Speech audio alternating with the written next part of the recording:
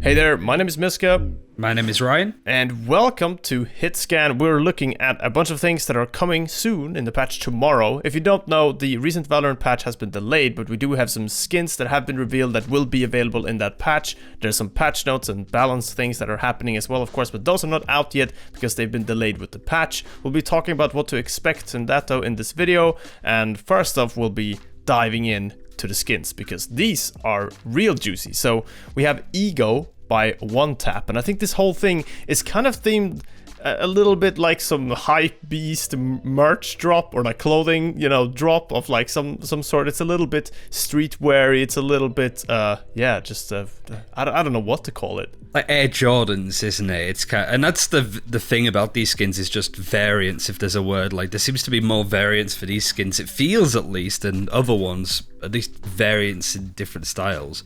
And you can just see, like, we're playing the trailer on screen, just how realistic it looks, I suppose. So all of those Counter-Strike players that have wanted realistic skins since day one are going to be very happy. I want the Rhino Gun Buddy. This thing looks amazing. I don't know about you. I've not had no interest in gun buddies at all, but I saw this and I was like, I want that hoodie and I want that Rhino. I love it. The hoodie looks great too. Yeah, no, it's just I really like the idea of this whole thing and how different it is from all of the other skin things we've had. Like this doesn't really look like anything we've had previously. And let's just have a look at the individual renders as well, because we do have all of the weapons. So basically, they say different things on them. They've got different words on them, like unstoppable.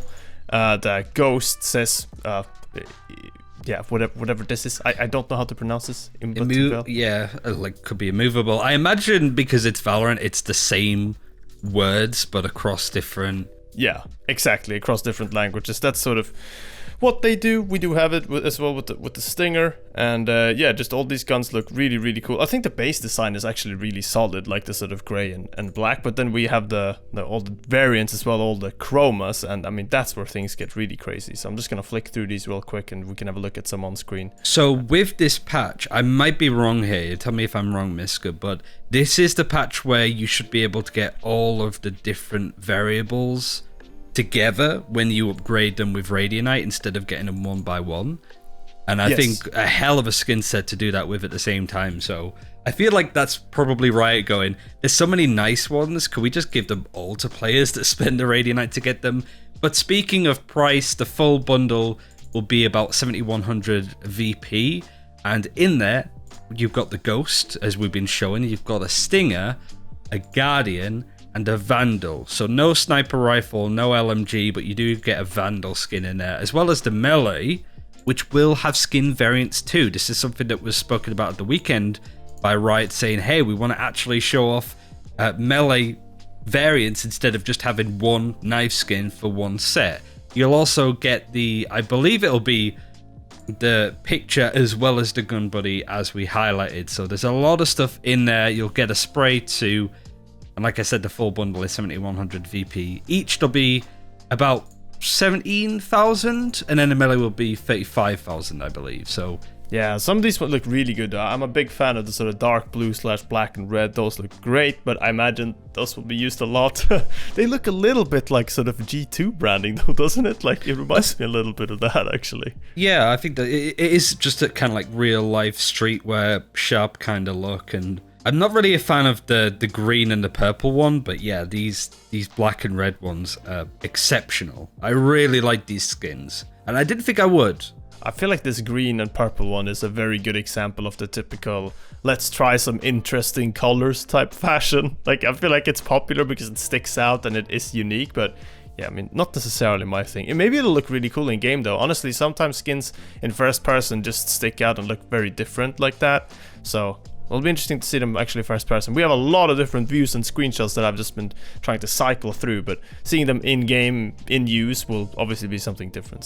So like Miska mentioned at the start of the video, there isn't going to be a patch today. It's in fact going to be coming in tomorrow, along with the patch notes as far as I know too. So it's, I think personally, Miska, is stuff that I'm looking for in this patch. I don't expect it's going to be too much, considering that we just did a beefy patch of multiple agent changes last time. What tends to follow is a couple of quality life fixes here or there. There might be some bigger changes when it comes to like observing or how competitive works, but for actual agents, I don't think we'll be seeing much. Personally, that's my prediction. Yeah, I don't think there'll be too much, but I hope that we see some of those changes that they've kind of been talking about a little bit. Like in our latest interview, Max kind of mentioned some things where I guess in the works are more like looked at, but not necessarily any set changes. So I'm looking forward to hopefully being surprised a little bit, and I'm sure that there, regardless of what'll happen, there'll be an operator discussion in there somewhere as well. Yeah, I mean, with all of the tournaments that we've seen, I suppose, over like the past week, like, I don't know if you saw much of it in regards to like agent picks. Sage was nowhere to be seen, really at all. Like across NA/EU, Breach was played a lot, as you could probably imagine. There's some interesting stuff in regards to like different comps and stuff, but I don't think too much was changed in all of that. So I think at this point, if I'm right, I'm going, we need a bit more time to just wait and see before we change too much. Certainly when it comes to Jet and the operator, to be honest. But with other changes coming, hopefully this is in this patch. Siegler didn't say specifically, but he did say and tweeted out earlier this week that everybody having a rough night when you get that same map too many times in a row. We're working on a solution to make the map selector less likely to RNG you into the same maps over and over. I think I had Split 5 times in a row. That's like the max that I've had in the past.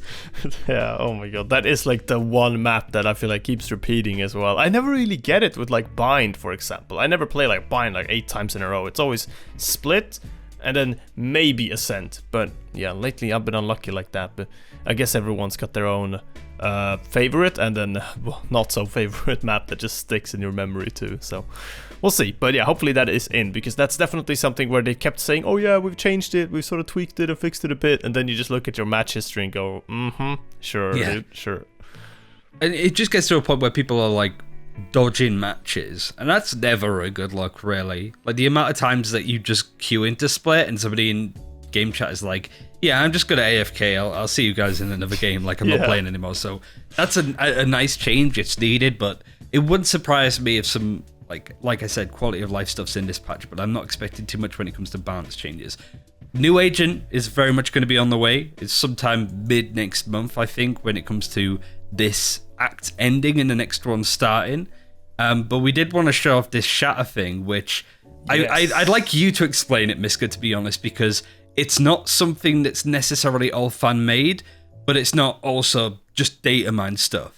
Yeah, so all in all, if you haven't really followed the leak/data mine stuff over the course of this spring, where we've gotten various Valorant builds in beta and also after the release, there have been some leftovers of old characters, some that have been fully debunked by, well, for example, Morello on Twitter, talking about characters that are not happening. One of them that's sort of been mentioned a lot of times, though, is this character called Shatter, which is supposedly a cloning type character. They can make like a clone of themselves in some way, and there's been some abilities sort of theorized/leaked, some icons, some animations in the past, and all sorts of stuff, various versions of, I think, the character model as well. And that character model has sort of been I believe extracted, just recreated with textures that are from the game files, but the animation used here is fully just a fan-made thing.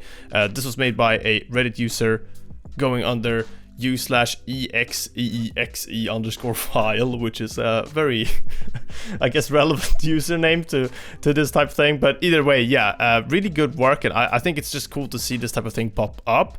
But obviously, you can tell from the way this sort of animation looks as well that it's not really like an official piece or anything, and no one's pretending that it is. But it is cool to see a character like this that's sort of been rumored and, well, leaked, I guess, just come to life in this way. So I wanted to give a shout out to that, and, well, who knows, maybe we will see Shatter in the future, because I can't remember him being fully debunked as not happening at all anymore from Riot. So they're keeping their lips sealed on that one, I'm pretty sure. And regardless, we are getting a new character in about a month from now, so the sort of teases and such can't be too far away, right? Plus, we think we may already have seen some in the Battle Pass. There was that one player card or whatever that's, you know, I remember asking Pretty and Sean at the time that I think it's called something like Moving Forward or something along those lines, and we were kind of like, hey, is this a teaser or something? And they were kind of saying, well, we did tease Killjoy last time in the previous Battle Pass, so this may be related to something. So a couple of things in the Battle Pass. Yeah, it was like the ice related one, wasn't it? It was something. Yeah, that like one, but also the one with the sort of leaves or feathers. Do you remember that one? That green one? Oh yeah, yeah. Yeah, exactly. So there's been a couple things there. We'll see though.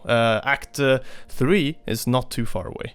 No, not at all. And they mentioned that with the Killjoy one. What I found was interesting is they put the Killjoy stuff towards the end of the Battle Pass, so people would see that towards the end of the act, because that's how far they would get in the Battle Pass. So the fact that that's right at the end, is probably a nice little teaser there. But that's everything we wanted to go over today. The patch will be tomorrow, so we'll be covering that as it hits. But definitely check out all of the skins and highlight all of the stuff. And like, we haven't made a video in over the weekend at least, so there's still a couple of bits and pieces that we never really got to talk about. So thank you very much for watching. Like and subscribe if you haven't already. It would be appreciated. And we'll see you soon. Take care. Bye-bye.